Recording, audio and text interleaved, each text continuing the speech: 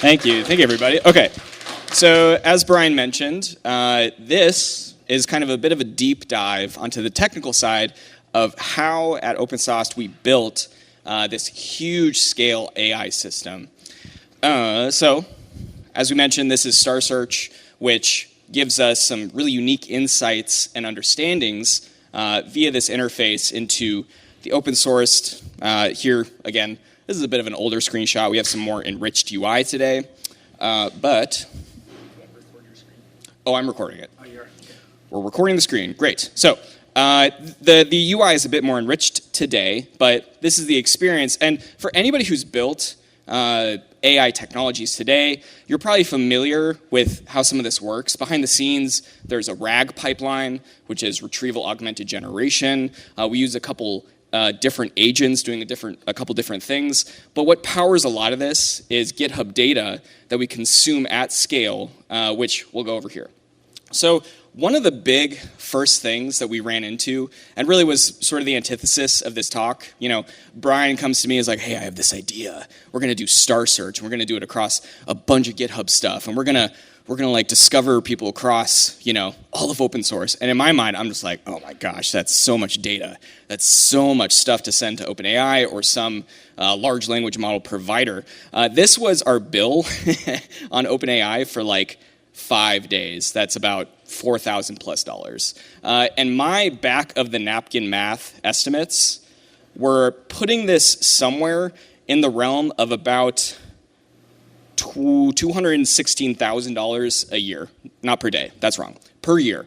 So that just was astronomical for us at any kind of small scale, and this was conservative. So this very easily could have gotten way out of hand at GitHub scale, which we've achieved today. So another big part of this talk that I want to really ingrain in us is using open source AI technologies to build this stuff cost effectively at scale. So let's dive in.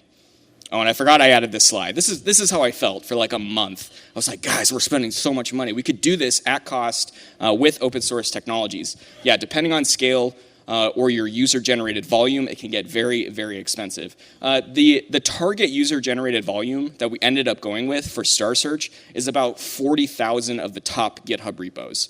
So 40,000 of those, if we're doing it in real time and consuming issues and pull requests, that's not a lot of stuff per day to just completely drain us and completely backlog us.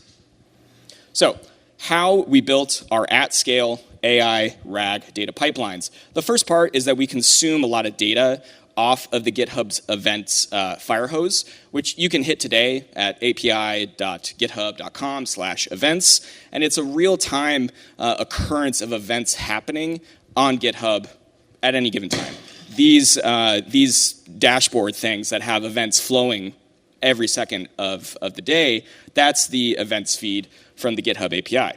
The next step is we use timescale for vector storage, which I'm sure people who've built AI stuff before are familiar with. We'll get into what that is, but that's what powers a bunch of the retrieval augmented generation.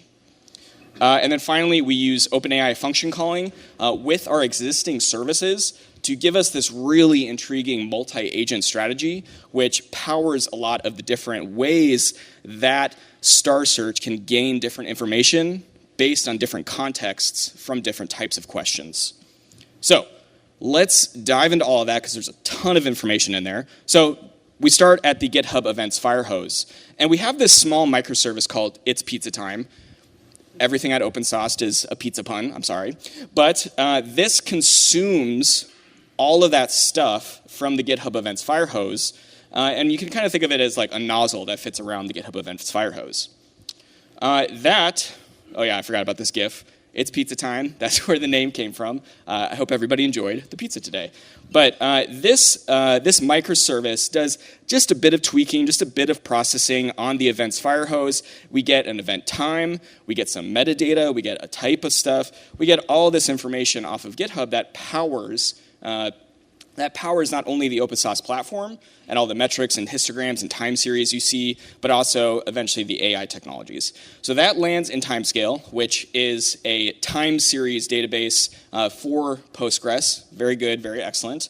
They also have an open source offering, which is also very, very good. And again, that's what ends up powering histograms and charts and the time series and all that stuff that you see on OpenSauced today and has existed for a little bit. Other time series database technologies can power this kind of thing over a given period of time. You can show this data from the fire hose. Okay, so inside of this, what else is interesting is we have an additional microservice. When we said that we want to start building AI on top of this data that we have, on top of this time series data, is I built this thing called the Star Search Embedder. And you might get to guess what this thing does. It searches the database for missing rows that do not have embeddings, and then goes and generates embeddings on them. So it's honestly a very simple batch processor. If you are missing an embedding row, just go do the embedding on that thing. But there's definitely some tweaks and things in here that I think are interesting to talk about. So it finds some stuff. It then goes and it uses some, not custom, but some special bootstrapped infrastructure that we have. A small open source large language model on a few GPUs on Kubernetes. It goes there, and it does something interesting, is it actually generates a summary for that content to not only scrub it of a bunch of metadata and junk we might not care about, because if you look at some issues and pull requests on GitHub, a lot of that stuff can contain just metadata crud that we don't care about, especially when you're generating or doing a retrieval augmented generation. You're just not going to care about is it labeled? Did the person sign the code of conduct? We just don't care about that stuff. That's not going to be useful to us in this kind of Star Search application. So we generate a summary with this small large language model. And this is really interesting. This is where we got all those cost savings. This is where we brought down that OpenAI bill, was actually running a large language model, an open source large language model on a few GPUs on Kubernetes. So let's dive into what that is. Here in this example, this is a node pool in Kubernetes. If you're not familiar with Kubernetes, I'm going to kind of breeze by a bunch of this stuff, but here's 3 computers in Kubernetes. And this node pool has, each one of these has a T4 GPU. So great, it's a couple computers with GPUs. We can run AI technologies on GPUs at cost, nice. So we do that in Kubernetes with daemon sets, and we use something called VLLM. So a daemon set in Kubernetes is basically just a way to enable a pod or some software to run on every single one of those. Whoops, one too far. One more. So every single one of these gets a VLLM piece of software that can then do inference. And inference being the text generation for whatever we're sending with it. VLLM is also very interesting because we can provide an OpenAI compatible API that looks just like OpenAI's API. But it's our technology running on our infrastructure, running on our inference with our GPUs. So we don't have to pay them a bill. But it looks just the same, so I didn't have to change that microservice's actual client code. Okay, moving on. Behind the scenes here, there's a Kubernetes service, which is really just a very fancy way of kind of segmenting that off and providing that OpenAI compatible API behind a Kubernetes DNS discoverable service. So this we're hitting at the VLLM service, .VLLM namespace, depending on what you name things on Kubernetes, .service, .cluster, .local, and then that will actually resolve load balanced across all of those computers in Kubernetes to one of those VLLM pods. And then we can hit V1 chat completions, which is an OpenAI compatible endpoint. Great. So rewinding all of that, we have the small large language model, which we are using one of the Mistral models, very good, and the GPUs on Kubernetes, which then we can generate the summary for all that content. Huge cost savings. I think in the end, the cluster is $500 a month or something versus the many thousands we would have been paying otherwise to OpenAI. So this, I think, unlocked being able to do this at scale with the 40,000 plus repos we were targeting. Huge. Okay. So then we take that summary, we take that content that we just generated, we use a text embedding model, which is going to generate a vector. If you're not familiar with what a vector is, it's just a list of numbers, and it's just kind of a snapshot of what this text embedding model, quote unquote, understands about that text content you just sent it. But we can use that embedding and actually store it in our database using pgvector, a vector storage technology for Postgres. And we can store it actually next to a bunch of that existing content with all those other vectors inside of that same table. So we have the vectors, we have the existing content with all that time series stuff, the event times, the pull request metadata, the pull request numbers. So we have not only vectorized, or I guess embedded that content, but we also have it next to all the stuff that we're using to generate summaries, or excuse me, to generate histograms, time series, all that stuff. So it all kind of lives together. Using all that, you're maybe familiar with this. You can do a cosine similarity. You can apply some special vector indexes like the HNSW index to speed this up. And then that gives you the ability to actually do a vector search on this data. And that's a big part of the retrieval augmented generation, is we're actually going and retrieving a bunch of the relevant content for a user's query. We do some additional stuff, which is we have some separate tables for separate embeddings, and you can do like cross-table vector searches and all this stuff, which gets a little more fancy and advanced. I'm going to skip over this, but enables us to have our vector store in a very efficient way across many tables. So that brings us to Star Search.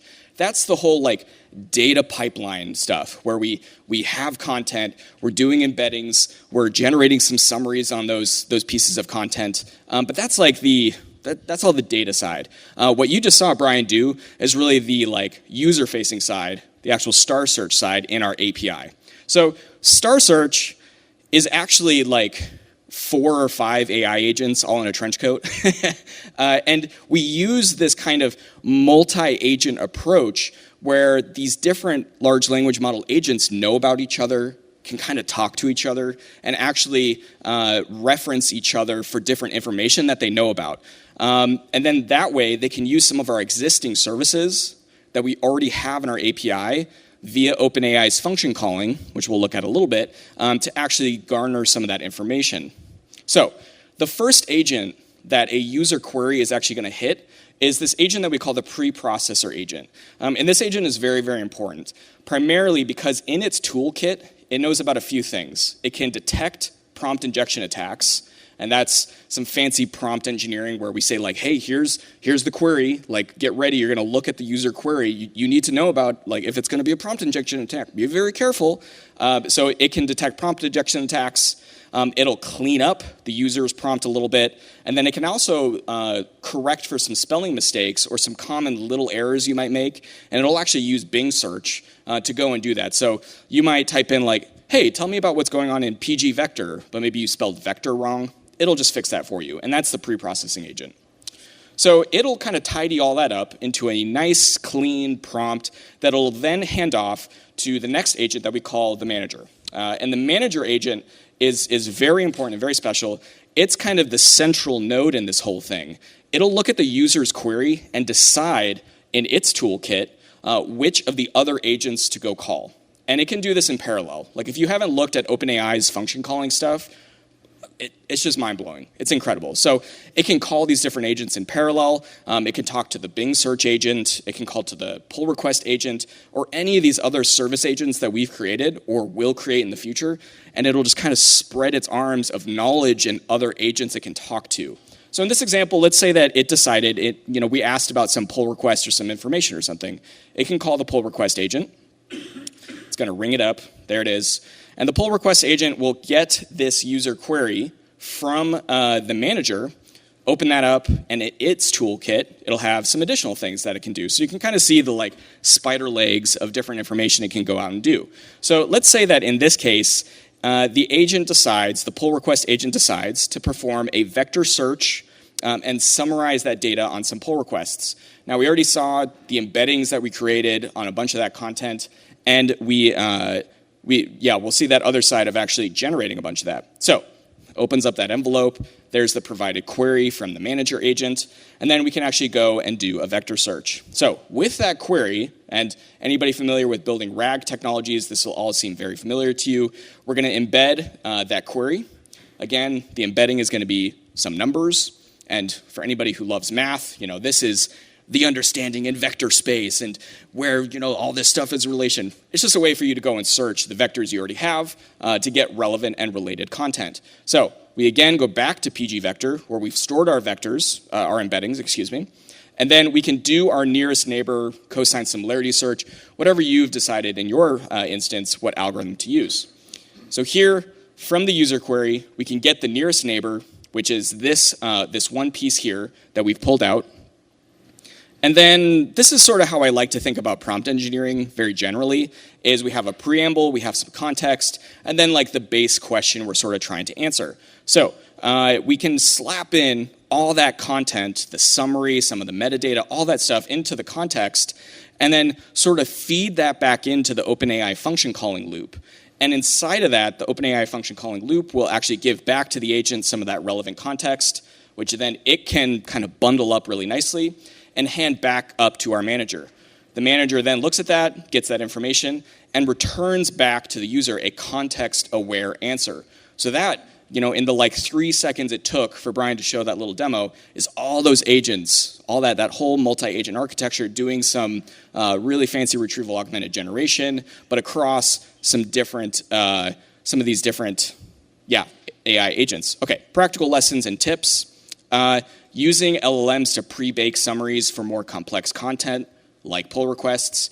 This dramatically reduced noise for us. Like, if you have some really noisy content, especially user-generated content that might just be junk, you probably want to send it through a large language model just to give it something that, isn't going to be as noisy. Be warned, this point, when you do these little pre-baked summaries, this is where you're going to find ungrounded summaries, as we've liked to start calling them. Not necessarily hallucinations, but just like making stuff up ungrounded, so be warned.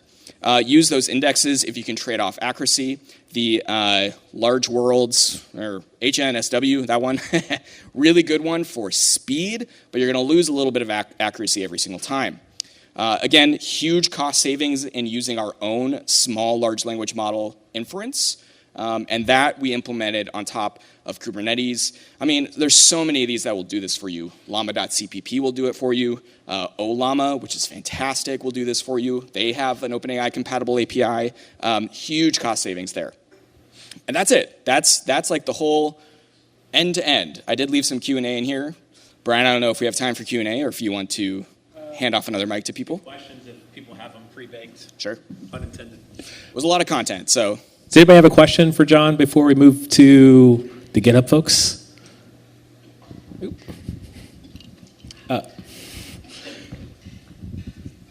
Why did you guys go with PG Vector versus another vector database? Yeah.